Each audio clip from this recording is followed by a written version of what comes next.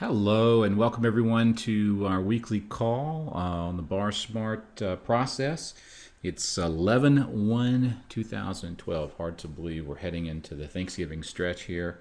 Thoughts go out to all those of you that are still challenged by the weather up north. I have many friends who are without power and without water, and many have even emailed to say we'll have to catch this one when we are back in the out of the third world conditions that they're living in right now. So if you're getting this in the future, hope you made it through it okay. Today we have a guest speaker.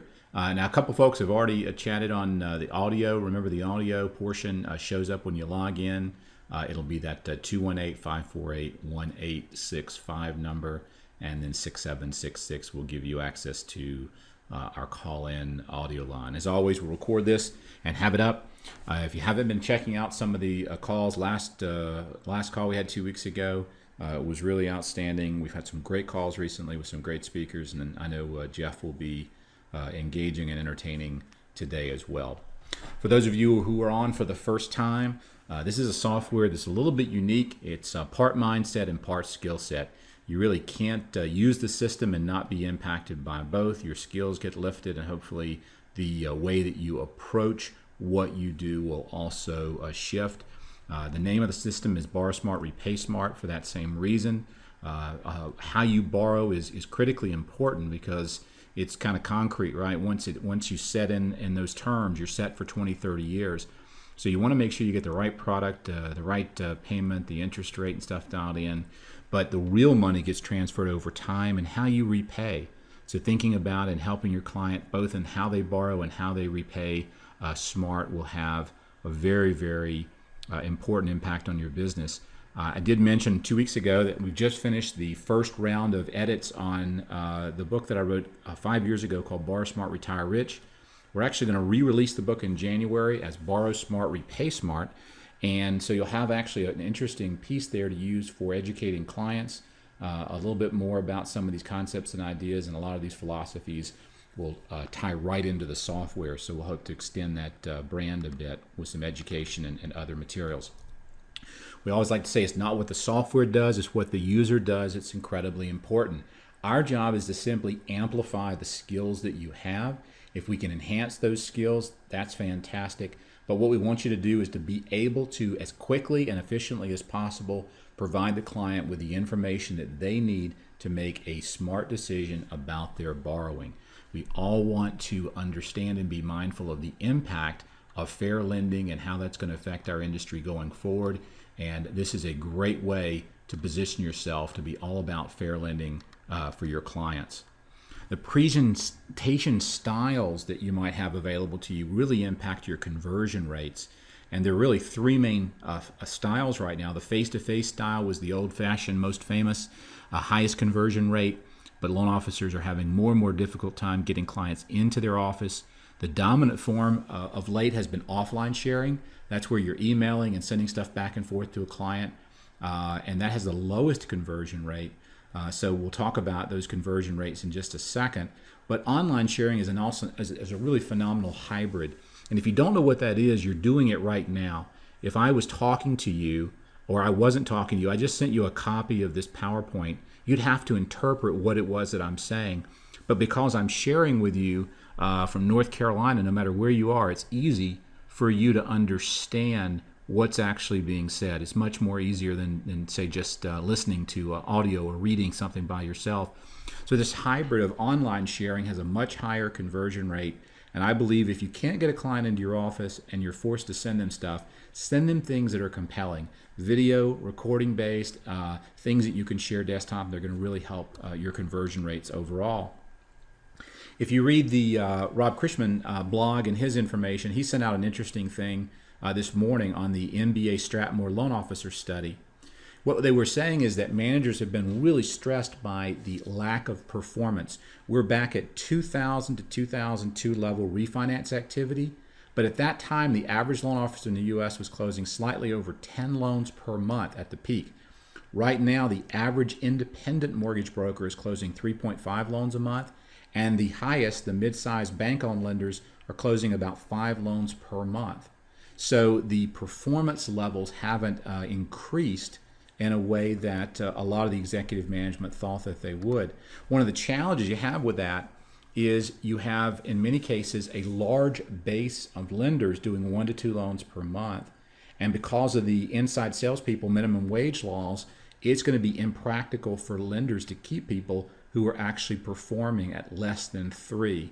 So they're going to recommend to the clients they do consulting with and to the industry that they sort of standardize it. You need to do 3 loans a month, basically, to maintain on a quarter-over-quarter basis. And it just won't be financially practical for most lenders to keep loan officers who aren't doing that based on the requirements for minimum wage. So you want to look at, what are your conversion rates like right now? If your conversion rates are very high, you might want to focus on putting more opportunities, more leads in the hopper. But for many of us, we have a good fair number of leads coming in right now. We're simply not converting them at a high rate. And this system has a lot to do with how do you maximize those conversions. If you spend a ton of time in your marketing and having a license and developing and buying tools and systems and going to training events, and you do that for what reason? To be in position when a lead comes in to actually make a difference. And that difference is how you get paid. You don't get paid for processing and closing a loan because you never get an opportunity to do that if the client isn't sold on the benefit of doing something with you. How do you clearly communicate that benefit? How do you think about what you do in such a way that you're more like a physician or a financial advisor in helping a client understand what hurts, what is it you're wanting to accomplish, and then showing them how you can help? And if you can, then you can move into the 1003 and the paperwork. But the value, the real exchange of money and well-being comes at that critical point when that lead contacts you, and you want to learn and develop that mindset and that skill set of asking good questions and then being able to provide a compelling presentation. How do you think about that differently? We take you through in this system and we teach you to think about cash, that impact at closing, cash flow, the impact on monthly payment, and the wealth impact over time. How do you help a client live in a house and have the lowest possible cost of home ownership? And we're going to show you how to do that today. So we've been working real hard to develop a fast, easy, accurate system that delivers clarity and confidence to the consumer and that ultimately leads to quick action, because the maybes will kill you. We want a yes or no as quickly as we can. I'm going through this quickly because it's on video if you want to watch it again. A lot of you have been through that part. As always, we record a number of videos for different events that I do. I just did one with National Mortgage Professional Magazine. We had over 500 people at that event. If you haven't seen that event, it's up on my YouTube site. You can also watch these recordings. We have 18 of these best practice videos up, like we're going to do with Jeff today. So feel free to go in and take a look when you have time. I always like to do a quick update on some of the key items that we're working on or that we've rolled out. The action trigger report card, the dynamic plan interaction are in beta. We're testing some of the basic features. We'll be rolling out that in phases. The first phase of that, the update notification, will probably be live by Monday. So you'll start getting some reports anytime a client views a plan. I'm going to share with you where that's going, and I'll show you a snapshot of what we're developing. The consumer BorrowSmart website system has started development and will be starting development tomorrow. We finished scoping that, and that's a pretty exciting platform. It's something that will probably take a couple of months to completely build out and roll out, but you'll have the ability to have your own website that you can direct consumers to, where they can access over 40 calculators and tools, as well as a simple widget that will allow them to answer a series of questions, and it will drive that right into your BSA as an opportunity so that you can respond back to that client. It's based on helping clients come and say, I have a question, I can get an answer to that here, but then in doing that, realizing that the question they really want answered is what's the best solution, and positioning you as the best person to help them answer those questions. So we're really excited about that platform. And again, we're starting on it's probably a 2-month project with a goal of rolling that out for the new year in January. Just to give you an idea on this Client IQ, we're calling it the Client IQ system. And what it's going to do with BorrowSmart is when a client clicks on your presentation that you've sent them, it will actually send you back a link immediately saying that the client IQ, and it's going to create a new tab. So you'll click on the link, and what you're going to do is get to see the presentation that they saw, but the first tab will say client IQ, and it will tell you how often you've modified the plan. It'll show you all of the viewings of the client and the viewings that they've had and what happened, each thing that they did, what they clicked on, and what they did when they were viewing your presentation. The first version will be very basic next week. It'll just tell you when they viewed it. The second version coming out probably maybe a week later, will have all of the actions that the client took while they were on the plan. It's very valuable for you to know, what is the client clicking on? What are they interested in? What are they doing while they're there? How much time do they spend watching the video? And then about another week later, you'll see this roll out, and this will actually provide you an intelligence report, and it will show you the amount of time they've spent viewing your plan on a daily basis plotted out, and any key action recommendations. So if there's specific actions that we found are very critical, like the client printed the report, or the client changed a repay slider to show that, to see how much it would cost extra for them to pay off the house in 15 years. That's a pretty critical thing that you would want to know about, because that means that client is interested possibly in paying that debt off sooner. So what the system will do is it'll fire you off an email. It'll highlight the most recent action recommendation in red, and you can click it to say that you've responded. It'll say call or email and give you a little bit of advice of what you might can do based on that activity. So you're going to literally be able to see this client's visited my presentation 4 times. They've spent 27 minutes looking at this. Here's what they've done. I can see their activity, and I've taken advantage of some of these action triggers to move them along. A really cool way to make sure that you're maximizing the opportunity that's being presented. So we got a lot of cool things like that in the hopper, but what we've already built, I hope you'll find is pretty cool. We've got Jeff on the line today, and I want to spend as much time as I can sucking the knowledge and wisdom out of a very high-producing loan officer. If you haven't seen his bio, you probably got a copy of that. We'll send it out afterwards with the recording. But thanks for being on the call today, Jeff. I really appreciate it. Thanks so much for having me. Glad to be here. You know, I always like to start off. I'm gonna come back. Oops, I hit the wrong. I'm gonna come back here and just kind of start off by putting in a little bit of your bio. Now we sent out your bio, but maybe just tell everybody a little bit about your background. When did you get into the business? How long have you been in the mortgage business overall? So I've been in the industry here for basically a little over 10 years. Always worked on the bank side, and basically three banks in here. So, the first bank I worked at, which was kind of interesting, was considered a live pricing bank. So basically, we would receive rate sheets every 2 hours, 4 times a day. Sometimes in between those 2-hour windows, depending on the market volatility. So what that made me do from the very beginning was to really understand what drive rates, and learning more about just the whole economy and how it works, which actually led me into being a subscriber of Mortgage Market Guide. So, when you have a situation like that, and you have prospects you start talking about what we can present to them, what type of rate it would be, and knowing in 30 minutes the market can completely change. It was something, for me, it was a big piece of how I've kind of built my business and have earned a lot of relationships. So from there, it kind of went to really delving into working with higher net worth, affluent type of clients. I had some former colleagues where they'd rather do, $300,000 or $400,000 loans opposed to your $1 million plus. I was kind of the opposite. I like doing the bigger deals.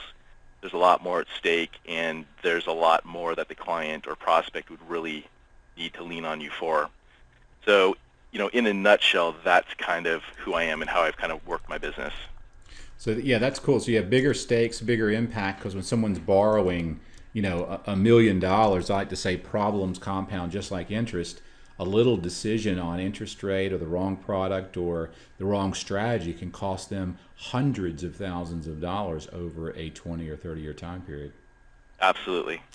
Now, tell me about that. So how you made that decision. How do you focus on and target higher net worth clients? 'Cause I think most loan officers would rather do 3 $1 million loans than 30 $100,000 loans.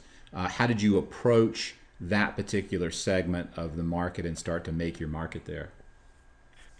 For me, it really started one relationship at a time, and it's when you're constantly searching and mining for that one whale, if you will, and then you end up building the relationship with that client, everything goes seamless for them. Then at the end, I'll ask them for the business, because guaranteed they're going to have friends, colleagues that are kind of the same financial situation as them, and then putting it out there as well. You're creating your network with wealth management and such as wealth advisors, financial advisors. You want to obviously target your CPAs, realtors who deal with high net worth clients, larger homes. By doing that, you put it out there, and what ends up happening is you usually will get a call from a realtor, for example, that will say, hey, I don't know if you want to deal with this client or not, because I don't know if they've got millions in liquidity and the loan amount may be too small. And you say, well, tell me a little bit more about the client. Well, they're looking to buy a $2 million home, but they're only going to finance $800,000. I'll do that all day. Absolutely. What percent of your business is, say, a traditional referral purchase type stuff, or a financial advisor referring you a client, versus, say, existing clients, just repeat business? I would say that maybe clients referring me business would probably be somewhere in the, say, 25 to 30% range. The rest are me basically with my network. And so maybe 70% is network. And of that network business, is it more realtor, more advisor, CPA based? Where does most of that come from? It's a pretty good mix. I would say probably because of where I work, I work with with our wealth management. So more probably come from the wealth management side of things, and then realtors would probably come in right beneath that. So maybe 60-40, something like that. Yeah, it's a good mix for conversation. Okay. Yeah. That's great. What are some of the things in the last year or two? How have you had to adapt your practice to some of the changes out there that you've seen in the market, or have you had to adapt your practice very much? Well, without a doubt, I think everybody has had to adapt in one way or another. But being that I've always worked on the institutional bank side, they tend to, at least from my experience, try to stay ahead of the game, if you will. Mm-hmm. So the banks I used to, I've always worked at have always, again, been ahead. And a lot of the time, everybody had to go through the pain of the change. But I think it was just a matter of us going through it probably a little sooner than some others. So you were kind of, being on the bank side, you were almost forced, I guess, from a compliance and regulatory and stuff to respond a little bit quicker. And it seems like the big guys started really quickly to make the adjustments. The smaller guys are catching up with some of the compliance type things that they need to address. So this is cool. So you got a pretty good mix there. About a third coming from existing clients and 2/3 coming from standard referral partners. So your business is pretty well diversified in terms of referrals. How about purchase versus refi? Because that's a question people always like to know. Are you heavy in one side or the other? I think right now, for sure, heavy on the refi side, but that's obviously due to rates being at historic lows. Yep. But I'm always looking for purchase business. I enjoy it more. It's a transaction where there's a lot more at stake. It's a lot more emotional for the client, and to be able to be there while they purchase a home, it'd be interesting to know, but I would be willing to bet a client purchasing a home will be more likely to refer business than just a standard refinance. Absolutely, because you do have that emotional component to it. Exactly. That's great. Anything specifically that you do to capitalize on those referrals when you have that new first-time home buyer, or that more emotional buyer? I think you got to be there for them. Number one, you want to service them. Make sure you provide an unparalleled uncompromising level of service. And when you do that, just remembering at the end to ask them for the business. Mm-hmm. Something Yeah. that, nothing new, but it's something that I think sometimes we all forget or are uncomfortable asking, but it's what I do. Yeah, I was really, I always like to ask for some marketing ideas or strategies, I asked Jeffrey, what would be like the one thing? He said, look, it sounds so obvious, but yet I hear this all the time. People don't do it. A guy I know recently spent about $1,200 to go to this class on asking, and he was talking about, he goes, man, the one thing I just realized is I just don't ever ask people for business, even though I'm working so hard. And it's not incumbent on them just to think because you did a great job for them that they need to go find you business. But he found that when he did a good job and he asked, people responded. So you said, hey, it's simple, but ask them for business. Do a good job for them, and then ask them, do you know anyone that might like this type of advice on their existing mortgage? That's a question that I've asked. Do you have any specific ways that you ask a client or referral partner for more business? For me, I'm pretty simple when it comes to that, and it's literally, once I know that their loan is funded, and for us, typically it will record the following day, the first thing I'll do is send out an email. So communication throughout the whole process is huge. If you don't communicate, you're going to be decreasing the odds of having, getting another referral. But if you're communicating the whole time, and then at the very end, right when you know it's funded, and I send out a very, very simple, thank you so much for your business. It was a pleasure to work with you. Your loan is funded. Record tomorrow. Congratulations.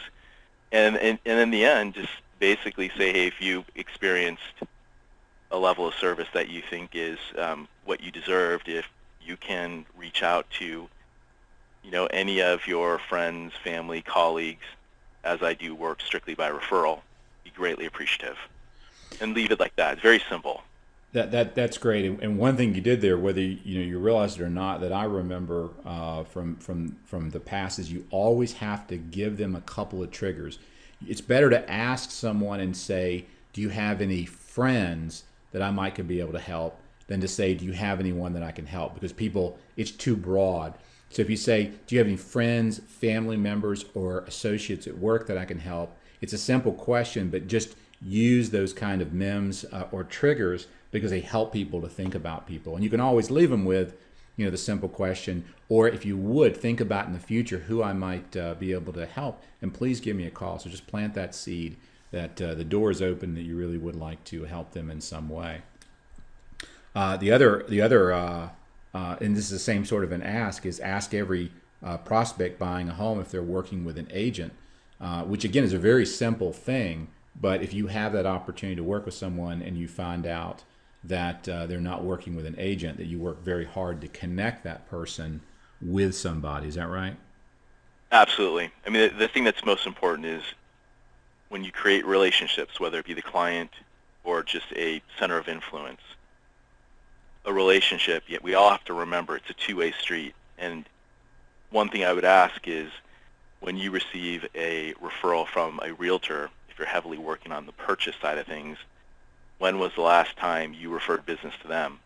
Because I'll tell you what, you refer one client to a realtor and they close that, they do not forget it. And I guarantee, especially if it's a newer relationship that you're trying to earn, watch what happens. Yeah, referrals are a phenomenal currency. They really are. Anytime you can make that referral, and that's the same way we talked about this in our I believe it was our last call. The idea of, if you've got a client that does have a realtor and you find out they don't have a financial advisor, refer them to a financial advisor. Always seek to identify opportunities to make those connections, because you're really building your network. And as we like to say, your network is your net worth. The larger your network, the larger your net worth traditionally. So always seeking to grow that in any way that you possibly can. And we're going to come back to this, but I know one of the reasons you're on the call is that you've used our system for some time now. Tell us a little bit about kind of your history with the system itself. When did you start using it, and how have you been using it to sort of differentiate yourself in your practice? And then you're going to share a couple of case studies, I believe, as well. Yeah, so I mean, for me, I've been, over the last 10 plus years, I've had several spreadsheets I've created to present to clients. And I think all of us originating loans know that usually it starts off with a phone call. In that conversation, it's going to come up where they're going to say, well, what would that look like as far as rate, payment, et cetera? And for me, where I work, I'm in private banking, sitting, with wealth management. What I like about this with BSA is it presents very nicely. It's very efficient. And the challenges I used to run into is when I had my spreadsheets, I would work something up, and it would start taking much longer than I would ever want it to. Mm-hmm. So I started doing a lot of research to find something, and ultimately came to the decision that BSA was the right program for me, because it is so efficient. It presents very nicely, and it presents in a way that some of my counterparts would present, someone's portfolio and how their assets are allocated. So it's very in line. It's more, the approach that I take, and I think a lot of people would probably want to, if they're not already, is you want to be more of a trusted advisor, especially in this environment, versus more of a salesman, if you will, or salesperson. So that's kind of what brought me to it, led me to it, and whenever I have that initial phone call, what I try to do is really understand the prospect's balance sheet up front, that I'm taking notes, really understanding their picture, their goals, what they're trying to achieve. Then I can build an analysis for them, and usually end the call with saying, okay, I have a pretty good idea of what you're trying to achieve, understand you in a nutshell. How about I now follow up with an email with all of these things as far as, which I'd enter in the analysis. And the response I've received has just been, it's been amazing. So, Well, I just clicked the share over to you. You should see a little pop up there, and we can take a look at your desktop. And yeah, this was actually the topic of conversation for the National Mortgage Professional Magazine event we did last week. Was the future of the mortgage industry? How is it changing? And they asked me to speak about how the financial planning industry shifted and changed as a result of a lot of the regulation they went through with Glass-Steagall and stuff, and how the mortgage industry is actually very, very similar in the way it's going to shift. And the loan officer, again, is going to be more like a physician, more like a financial advisor than a traditional salesperson that we've seen in the past. Did you see the little pop-up box there? Sometimes it'll hide behind your screen. And okay, there we go. I see it. Fantastic. Okay, cool. Why don't you maybe take us through a scenario or two that you've done, and just kind of what's your process when you're presenting to a client? What do you like to focus on, and how do you take them through the process? Okay, can you see this presentation right here? Absolutely. It says introduction page. Yeah, there you go. Cool. So typically, once I have a very good understanding of what the client's trying to achieve, then I can start to prepare my analysis. So here's one where this is an actual analysis, which I've changed the name of the client. But basically, under the introduction piece, the objectives and summary and notes here are very important. I'll usually list out bullet point what we're trying to do. This is a very simple one, but it's a rate term refinance. The goal here is to reduce the interest rate and payment, a couple things related to our bank. And by putting some of these things in here, there's never going to be a question later, hey, you didn't tell me that this particular product may have a prepayment penalty. Something that you just got everything up front. So that's how I use this section. The disclosures I pretty much left as is, because I think it's prepared the way it should be as far as a compliance standpoint. But when the client receives this and they go through it page by page, again, the response has been very, very good from the client. So going into a summary here. For me now, I know that everyone's going to use this somewhat differently. For me, what I end up doing is I typically will send a PDF out to the client. Mm-hmm. It's just, for whatever reason, that's just the way I've chosen, and they've seemed to like that. So I usually have mine in the beginning stages. I typically keep it as simple as possible because it's whether you're the first-time home buyer or even more savvy, sophisticated real estate investor, whatever it may be, it still could be overwhelming. So I try to keep it less pages up front, start with a summary and payment comparison. Again, understanding their background, I know what his current loan amount is on the existing loan. You look at what his interest rate is and the total payments. Mm-hmm. And then I'll break out these, in this case, two options where he wanted to stay with a 5-year ARM product, fully amortized. And there's two options, same product, but one has a shorter prepay than the other. And then the monthly impact I usually have on the same page here. And when they start seeing these numbers and they see that, hey, I could be saving $826 a month, that's real money right there. And they can Absolutely. be Do you find the rate. do many of them focus on the break even? Do you find that comes up when you kind of can say, hey, you got 4 or 5 months, to break even on your closing costs, or? Yeah, you know what? Yeah, absolutely. There's a good percentage that do. There's others that they see a savings like that, and they can figure it out pretty quick that the recoup on it's going to be very quick. That's pretty simple math. Yeah, that's great. Yeah. And then I will go into the closing costs. I'll always put the closing costs up front, and I'm always very conservative of what I quote up front, and have conversations centered around that with the client to let them know, look, I'm putting these numbers out here. I'm going to be very conservative up front because I think you'll appreciate that later, but they're more than likely going to be a little bit lower than what I'm quoting. And they say, okay, that's great. Good to know. And do you find that you typically will show, in this case, you're showing them straight up paying out of pocket, or do you tend to finance in and try to keep that as a zero cash impact at closing when you're refinancing? So for me, I default to they pay out of pocket, but then have that conversation with them. If they say, if they hem and haw a little bit, or just they're not sure, will you ever show like a third scenario with just like the same product, the same exact scenario, but with the closing costs rolled in to show them the difference? If they ask for it, I will. I haven't had to do that much. Okay. But yeah, there are some cases where they'll say, hey, can I roll it in? And as long as the LTV is there, yeah, it's no problem. We can do that. That's great. And do you find that your clients are focusing more on that just monthly cash flow, or do you or does the wealth impact really help them to see the sort of the net aggregate savings over time?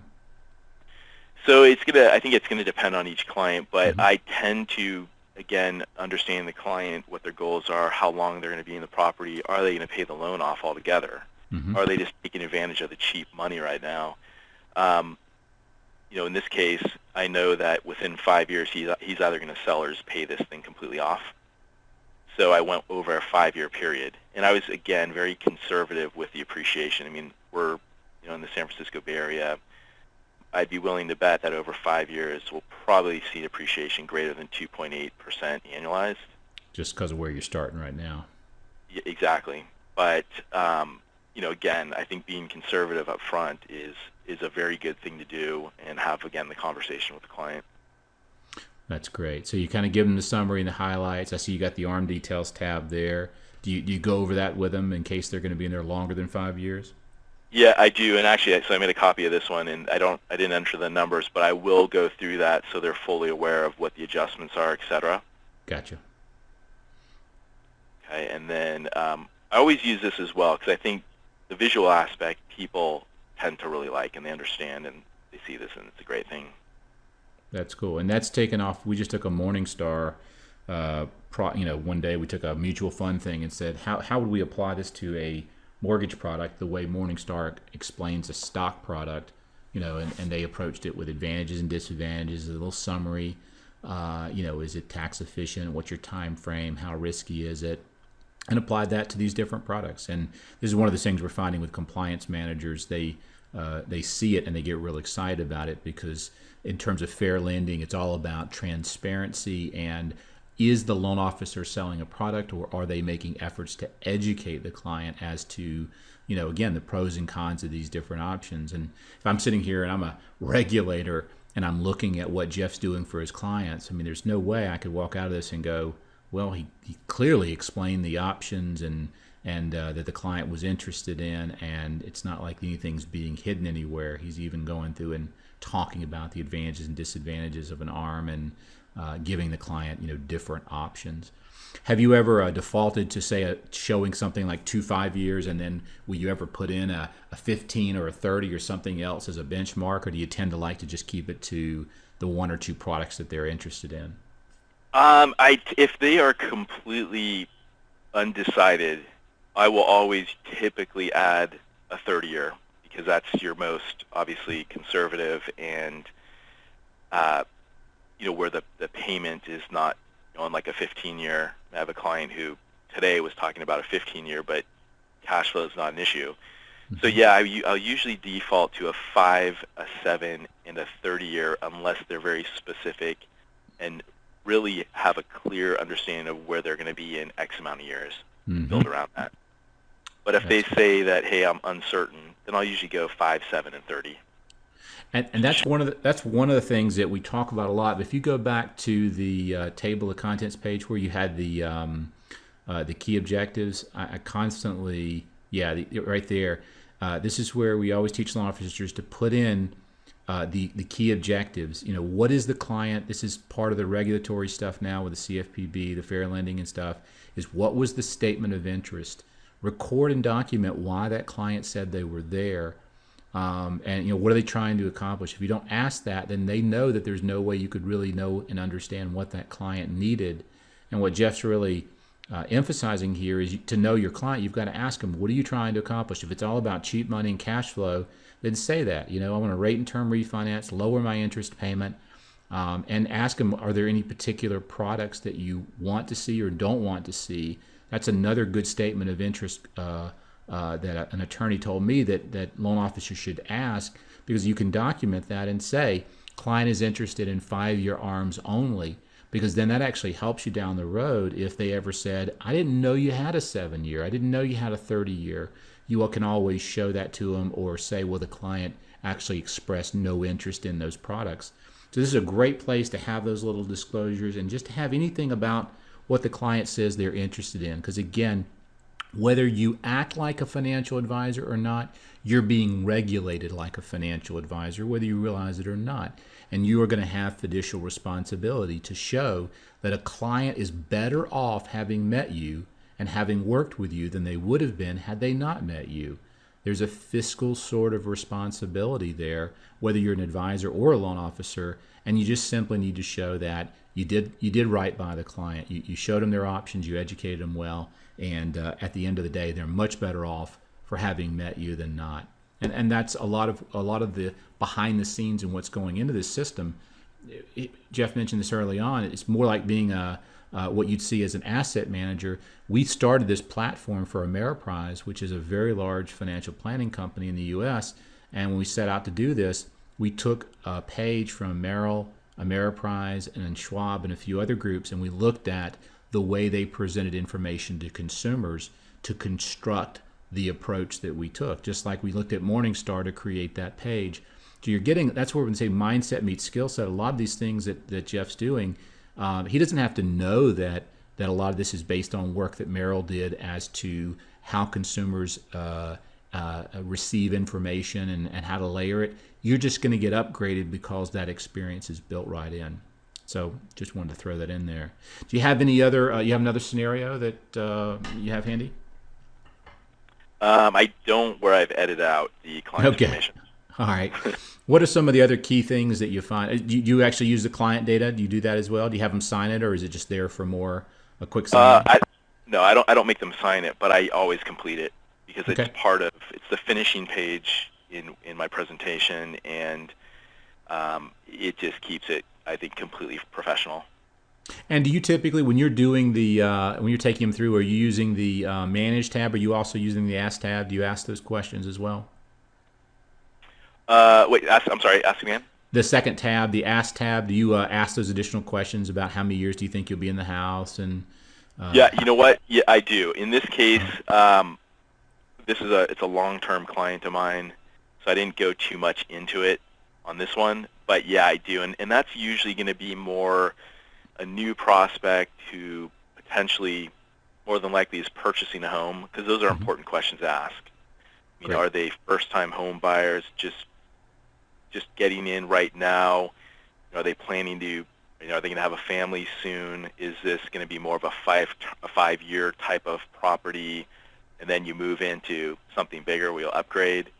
So those are all the kinds of questions, that I'll start asking. It's really, really trying to understand my client, their goals and objectives in the short term. I'll ask you a couple of questions that have come in, and one that I want to see how you'd answer it. But I had a loan officer yesterday who had emailed me after watching a little sample video, and he's like, I just don't think I have time to spend creating a presentation like this for a client. So I responded back to him. I was like, well, okay, where do you feel like you need to be spending your time right now? And he said, I need to be spending my time going out and getting more clients. And I was like, okay, so you're going to trade off taking care of a prospect that you have in this way right now to go out and get more. I'm kind of curious, how much time do you typically spend creating a client presentation? Assuming you've collected the information from them and you're creating it, and how would you respond to that? I mean, you could certainly not do this and go spend more time prospecting, but it sounds like your approach to prospecting is how you take care of your customers. Well, for me, again, the first contact for me usually starts with a phone call. Mm-hmm. In that conversation, it's the most important conversation to me, because that's where you're going to learn all the information about who this client is. And that could be anywhere, depending on the client. It could be a 30, or it could be sometimes a 60-minute conversation. Mm-hmm. I'll tell you what, it's the most important time, because you're now building that relationship. And when I have that conversation, part of it is they're going to feel, if they're going to be on the call with me for 30 to 60 minutes and give me all their personal information, their balance sheet essentially, they're feeling good about the call. Mm-hmm. They may not want to talk to anybody else after that. So then when I follow up to that phone call with an email with this presentation, once I have their information, literally it will take me maybe somewhere between 10 and 15 minutes. Okay. That's it. And that's, again, 10 to 15 minutes very well spent when you have a follow-up after that conversation. When the client or prospect receives this, they're now getting some sort of validation that, hey, this guy is who he says he is. So it's all on how you want to present yourself. This is how I choose to do it. That's great. That's good feedback. I was just, it's kind of like you're so excited. I want to go out and get more clients, but it's like you've got a client. That one client is a gateway to everyone they know. And if it came from a referral partner, how you take care of that client, how you wow that client with a presentation and with the time that you spend. You're going to spend the time with them on the phone, hopefully collecting the information. But does that information come back to the client as wisdom or not? I got this great loan officer email last week. The loan officer sent me the actual email from the client who had worked at Boeing and was currently a senior level Boeing executive. And he said, I've been trying to explain our numbers to the government, and I find it's incredibly difficult. And you were able to explain to me and my wife all of this math around the mortgage and stuff in a quick video. He had done a little video overview of the presentation and sent it to the husband and the wife. The husband watched it at work, the wife watched it at home, and they both agreed that it was exactly what they needed to do. But they were somewhat shocked. He said, in 20 years at Boeing, I haven't been able to this clearly communicate my options and have my wife and I agree that this makes total sense and we want to move forward. And it was really cool because he had just taken a little time to create the plan and send it over. But he's got not only a client for life, he's got a validation that the time that he spent was well spent, and he'll generate more referrals because that particular client was working with a financial advisor as well. Let's take it. Two questions for you that came here. Todd, do you refer a new client to a financial planner early on before they buy, or wait until their purchase is completed? It depends on the situation. If it is a young couple buying their first home and I see that there's some help they have or need right now, for example, they come in, they've got a large down payment, maybe some money they saved in a gift, and they're thinking about putting it all down on the house. I might recommend that they consider putting a smaller down payment, leaving more cash flows for unknown expenses, furniture, things like that. And if I feel like there's really a need for a financial advisor, sometimes I'll go ahead and get them in front of a financial advisor early in the process.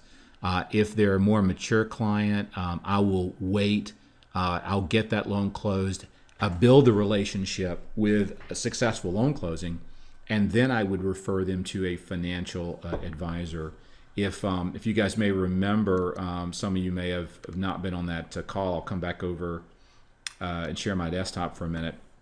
One of my favorite resources, which is built right into the system, is the Your Management Team flyer here. And I use this with every client. So I'm going to do this in the conversation at the beginning, but then at the end, I knew who to refer to.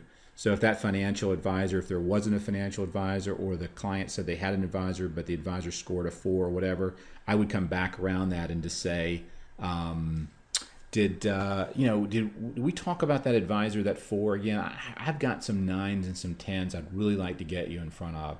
If I could set up a meeting, I used to go. I would go to lunch. I'd say, could I? If I took you out to lunch and introduce you to Peter, a guy that I know that's a good financial advisor, would you be up for that? And I would often make that introduction physically. And if it cost me $8-9, but I got a chance to be in front of an advisor that I was referring a client to, that's like throwing the pass and getting to be in the end zone, spiking the ball, and seeing the touchdown happen all at the same time. It was well worth that little extra ticket. So, walk people. I love it when I'm at Home Depot and I say, can you tell me where the Gorilla Glue is? And the guy doesn't point and say aisle 9. He walks me down and hands me the Gorilla Glue. That's cool. That's that little extra something that made a difference. And you can do that same thing. It's not just when you refer, it's how you refer. Do you walk them over to that advisor's office and say, how about next Wednesday? If I could get a lunch with Peter, would you be up for that? And I'll make that introduction. We'll go grab some dinner. But I want to do that after the loan's closed, because then I'm not worried that sitting there at lunch, the client's going to say, well, man, is that appraisal come in yet? Or, wow, we haven't closed yet. No, I want to know that part of the transaction is done and over. I don't know if you'd add anything to that or not, Jeffrey. I know you're working with wealth advisors in the bank, and I assume, do you also work with advisors outside of the bank? That is always a little bit more delicate because of, we have them in-house. But the bottom line is I have had some financial advisors reach out to me to help their clients, and I have that conversation with them up front and basically let them know, look, if I end up helping your client, of course I would never try to refer them into one of ours. That just would defeat the whole purpose. So it's few and far between, but if it ever came up, then it's a conversation I have with them. I want to make sure they're comfortable if they're going to be a referral source. Yeah, and this may be different for you as well, but another question is, do you get financial advisors saying, hey, I'll send you referrals if you send me referrals? And this came up on our last call 2 weeks ago as well. And my response to that is always, if a relationship starts out tit for tat, I'll refer you somebody, if you refer me somebody, then you really don't have it's sort of a codependent versus an interdependent relationship. I found this never worked because they're always going to be keeping score. I would say if I'm in a position to refer you a client that I believe meets their needs, meet your particular needs as an advisor, and I used to say, tell me about your firm. What's your ideal client look like? What kind of assets? What kind of experience? I mean, think about it. Not every loan officer does FHA, VA, USDA, entry-level, first-time home buyers, subprime, jumbo, high-net-worth clients. If they do, they're probably not going to be in business for a long time. People become very specific in time as to what their niche is. Jeff's telling you he likes high-net-worth clients. Doesn't mean he wouldn't do a $100,000 loan, but he might refer it to someone else in his firm because it's not in his wheelhouse. Advisors are the same way. So I would ask the advisor to tell me, what type of clients do you work with? What does your typical client look like? So I know how to refer somebody to you when I see an opportunity to refer. And hopefully you will refer clients to me because of what I do with my clients. Let me show you what I do. I found that very few, the reason advisors ask you about referrals is because they've never gotten one, or they don't get them from anyone, and they're still hoping that there's some honeypot out there where some financial advisor is going to get you 10, you're going to send them 10 clients a month. I mean, something like that. So I just got away from it and said, look, the way I take care of your client, that's my currency. That's the thing that's going to blow you away. If I can refer you clients, I will. But if you have a need and you think I'm the best person to take care of your client, refer me your client. If I have a need and I think you're the best person to take care of my client, I will refer that client to you. If you can't get beyond that and they are going to keep score, it won't work long term. It never has for me. You're probably in a different situation there, Jeff, but if you have any color on that, feel free to chime in. No, I think you've pretty much nailed that. It's again, relationships. They're two-way streets, and it's really trying to get to know who they are, what they're all about, what they're looking for, and letting them know the same about yourself. But I think you really can't say it any better than you just did. Cool. Peter, I see you got a question in there. I'll harp back on you directly with that one because it's specific to another project I'm working on. Cool. Let me see. If you have any other questions, feel free to chat them in for Jeffrey or myself. I wanted to spend most of our time today letting you hear a little bit about Jeff's style and philosophy. It's not the 10 things you take away from this call. It's the one thing that you take away from this call. And if you sat here on this call and didn't pick up one idea, I sincerely apologize because there were so many great ideas that he shared. Pick the one that stood out for you and take action on it. It could be using this attachment here, your management team attachment, and try it. I have people ask about it, and I'm like, well, why haven't you tried it? Print it. It's not going to hurt. Give it to your client, see what happens. It could be thinking about your positioning around high net worth clients, thinking about how you present your advice differently. On any of these things, simply take one idea away and implement it. We're going to do these every 2 weeks going forward because I'm going to always have a top producer. I want to be able to share with you more of the things that we're doing. So we're going to go to a bi-weekly schedule because that seems to work best. And so you've got 2 weeks to implement one idea from this call. And 2 weeks from now, you're going to get some new ideas from a new speaker plus the other stuff that we're sending out along the way. So we'll see if we have any other questions that have come in. And let me kind of pop back over to the presentation here. Remember, 2 key ideas. One, ask every prospect buying a home if they're working with an agent, see if you can make that connection. Again, walk them down and show them the Gorilla Glue. Get in your car and take them over to someone's office. Ask your clients, do you know anybody that might be in the market for this type of advice, that has the kind of questions that you had, any friends, family members, associates. Give them a few triggers to get them going. If you have any questions, feel free on the software to email us. If you haven't tried the software, you can go sign up for a trial at barsmartanalysis.com and do a 21-day trial. And if you're a company, you can contact Mark Tetris, VP of our banking solutions, or Scott Remite if you're an individual user and want to set up a trial and begin using the tool. And Jeff, I'll let you kind of wrap it up. Any closing thoughts about the system, or just in general how you're positioning your business right now that you'd share before we wrap up? Well, I just want to say, thank you so much for having me on the call. It's my first call here, and I would just, if you're not using it, highly, highly recommend that you do. With the way regulations are, and if you do use it, I promise you, you will absolutely earn more business and have happier clients. So other than that, if anyone else has any questions, feel free to reach out to me. That's no problem, and I just want to thank you all again. Cool. Thanks, Jeffrey, for your time. I really appreciate it. Thanks, everybody, for spending some time with us. We'll pick it up in 2 weeks with another guest speaker, and hopefully you'll see a couple of things coming live between now and then. One of the other things that we're doing, and I just remembered, you'll probably see this here pretty soon, is we've gotten a lot of really great feedback from people on the mobile calculator for realtor pre-qualification. So this is the one where if you use the mobile tool and you send this out to your referral prospects, to realtors or whatever, they can come in here and just put in a target monthly payment, a target down payment, and the system will solve for a target purchase price. Realtors have been responding to this. We're going to build a widget so you can actually share this and put it on a blog. You can basically put this entire little 4-button thing as a web widget on a website, on a blog, on a real estate agent's office with a coal banker office that wants to put this on their thing. So you'd have your picture and logo, and they'd have your interest rates and calculators and things from this little widget. So I'll email you when this is live. It'll just be a piece of code right here that you can use on the mobile app to put that on your site, your blog, other locations. So got a lot of cool things in the works. Watch for emails and updates. As always, we appreciate you being a customer, and let us know how we can make the platform more effective for you over time. Thanks again, Jeff, for your time. Thank you so much. Take care, man. Goodbye. Bye.